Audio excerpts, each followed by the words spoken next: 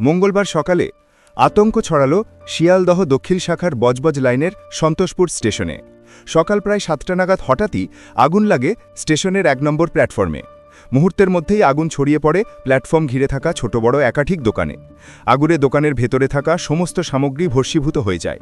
হঠাৎই অগ্নিকাণ্ডে যাত্রী থেকে শুরু করে দোকানদার সবাই আতঙ্কিত হয়ে পড়েন। চিৎকার চেঁচামেচিতে একসময় রীতিমতো হইচই পড়ে যায় স্টেশন চত্বরে।